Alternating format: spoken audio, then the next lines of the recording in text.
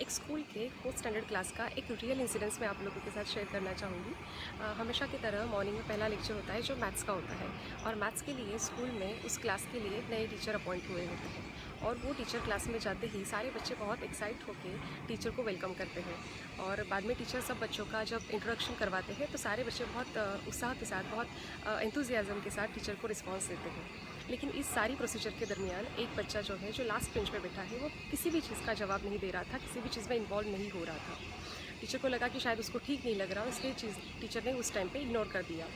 Lecture के बाद teacher ने उस बच्चे को बाहर बुलाया और उसको पूछा कि बच्चे, आपको कुछ तकलीफ़ है, आपको ठीक नहीं लग रहा है, आज आप किसी भी चीज़ में इन्वॉल्व नहीं हुए। बच्चा किसी भी चीज़ का जवाब नहीं देता है। टीचर सोचते हैं ठीक है, कल के लेक्चर में शायद बात करेगा, आज ठीक नहीं लग रहा हो, तो टीचर उसको जाने देते हैं। अगले दिन जब लेक्चर में टीचर फिर से आते हैं, उस टाइम पे फिर से किसी भी चीज़ में बच्चा इन्वॉल्व नहीं होता है, ना ही उसने होमवर्क किया होता है, ना ही किसी चीज़ में वो पार्टिसिपेट करता है। बोर्ड में टीचर जो भी लिखते हैं उस किसी भी चीज़ का जवाब बच्चा नहीं देता है। टीचर सोचते हैं आखिर कुछ तकलीफ़ होगी, इसीलिए ये बात नहीं कर रहा है, वरना ऐसा तो कभी नहीं होता है। तो टीचर उसको पूछते हैं कि आपको सच में कोई तकलीफ़ है क्या? आप उससे बात कर सकते हैं, आप मुझे बताइए। बच्चा बात नहीं करता है। तो टीचर दूसरे सारे बच्चों को पूछते हैं, क्लास के मॉनिटर को पूछते हैं कि बेटा इसको कुछ तकलीफ़ है क्या? तो बच्चे बोलते हैं नहीं मैम, पता नहीं, पहले तो अच्छे से था लेकिन अभी कुछ बात नहीं करता है। टीचर सोचते हैं ठीक है। तो टीचर स्टाफ रूम में जाते हैं, वहाँ पे जाके बाकी सारे क्लास टीचर्स को पूछते हैं जो 1st to 3rd स्टैंडर्ड को उस बच्चे को थे। तो सारे टीचर्स बोलते हैं नहीं, इसका हर चीज़ के लिए हमेशा बहुत अच्छा रिस्पांस रहा है, इसकी प्रीवियस हिस्ट्री बहुत अच्छी रही है, उसने काफ़ी अच्छे नंबर्स लाए हैं अभी तक। तो ये टीचर सोचते हैं कि फिर अभी क्यों वो बात नहीं कर रहा है और अभी क्यों किसी चीज़ में इन्वॉल्वमेंट नहीं दिखा रहा है और बर्ताव से तो काफ़ी सहमा सा और डरा सा लग रहा है। तो टीचर सोचते हैं कि ठीक है, मैं सोचती हूँ कि शायद इसके घर पे मैं जाके आऊँ।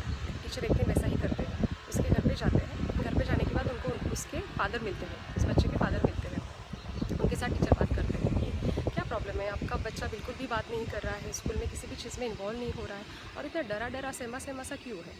तो उसके फादर बोलते हैं कि मैम एक्चुअली एक हफ़्ते पहले उसके मदर का डेथ हो गया है, उसकी मदर नहीं है, इसलिए वो बहुत ही ज़्यादा उदास और सहमा सा है। तो टीचर बोलते ऐसी बात है। तो टीचर को समझ में नहीं आता है कि अभी आगे मैं क्या बोलूँ। तो टीचर सोचते हैं कि लेकिन इस तरह से अगर ये चुप रहेगा तो शायद ये डिप्रेशन में जाएगा, ये किसी चीज़ के ऊपर बात नहीं कर पाएगा और शांत ही रहेगा। तो टीचर बोलते हैं कि ये घर पे बात कर रहा है क्या सबके साथ, किसी से कुछ बात करता है, खाना पीना ठीक से करता है? तो उसके फादर बोलते कि नहीं, ये कोई भी चीज़ में बिल्कुल ध्यान नहीं दे रहा है और अकेला कोने में बैठा रहता है। हालांकि जब टीचर घर पे गई है तब भी वो बच्चा एक दीवार के पास कोने में बैठा हुआ था। तो टीचर बोलती है कि ठीक है, आप एक काम करिए, उसको हर चीज़ में इन्वॉल्व रखिए और उसका अच्छे से ध्यान रखिए और उसको हर रोज़ स्कूल भेजिए। टीचर अपने दिमाग में कुछ प्लान बनाती है कि किस तरह से इससे बात की जाए। तो एक दिन लेक्चर के बाद टीचर सोचते हैं कि उसको गार्डन एरिया में बुला के उसके साथ मैं आराम से बैठ के बात करना चाहूँगी, शायद तब वो जवाब दे। तो टीचर उसको बुलाते हैं और उसके साथ काफ़ी सारी बातें करते हैं जो लाइफ के ऊपर होती है कि आपको क्या समझ में आता है, लाइफ को आप किस तरह से सोचते हैं और अपनी मम्मा का आपके लाइफ में कितना इम्पोर्टेंस था। ये सारी चीज़ें वो बात करने की कोशिश करती है इनडायरेक्टली। तो बच्चा सिर्फ सुन रहा होता है, लेकिन उस टाइम पे एटलीस्ट वो सुन रहा था, तो एटलीस्ट वो देख के टीचर को अच्छा लग रहा था। अचानक से टीचर ने पूछा कि आपकी मम्मा काफ़ी दिन से बीमार थी, तो क्या उनका ध्यान आप रख रहे थे? बच्चा बोलता हाँ ज़रूर, मैं रख रहा था। अचानक से जो बच्चा कब से बोल नहीं रहा था, कितने दिनों से बोल नहीं रहा था, अचानक से बोल पड़ा कि हाँ मैं देख रहा था। तो टीचर बोलती है कि अच्छा ठीक है, तो आपकी मम्मा अभी नहीं है तो आप उस चीज़ को एक्सेप्ट नहीं कर पा रहे हो, राइट? तो बच्चा बोलता है कि हाँ मैम, कैसे मैं एक्सेप्ट करूँगा? मेरी मम्मी जिसका मैं ख्याल रखता था वो मुझसे इतना प्यार करती थी, मैं उससे इतना प्यार करता था, गॉड उसको लेके कैसे जा सकता है? मैं था ना उसका ख्याल रखने के लिए। तो टीचर बोलते हैं कोई बात नहीं बेटा, कभी कभी ऐसा लाइफ में होता है कि गॉड को जो लोग बहुत अच्छे लगते हैं, बहुत प्यारे लगते हैं, उनको लेके जाते हैं, क्योंकि आपकी मम्मा बहुत प्यारी थी ना। तो बच्चा बोलता है कि हाँ बहुत प्यारी थी, लेकिन मुझे ज़रूरी थी ना, गॉड कितने सेल्फिश है, उनको क्यों लेके गए? तो टीचर को ये सुन के बहुत बुरा लगता है और वो सोचते हैं कि एक बात की जाए क्या, आप मुझे मम्मा बुला सकते हैं, क्या मैं आपकी माँ बन सकती हूँ? तो बच्चा फूट के रोने लग जाता है, मैम के गले लगता है और उनको सिर्फ प्यार से हक करता है। तो वो देख के मैम को बहुत अच्छा लगता है, एक सुकून मिलता है अंदर से कि शायद जो तकलीफ़ थी थोड़ी सी कम करने में शायद मैं काम आई इस बच्चे के। ये सब बातें हो जाने के बाद टीचर बच्चे को बोलती कि आप घर पे जा सकते हो अभी।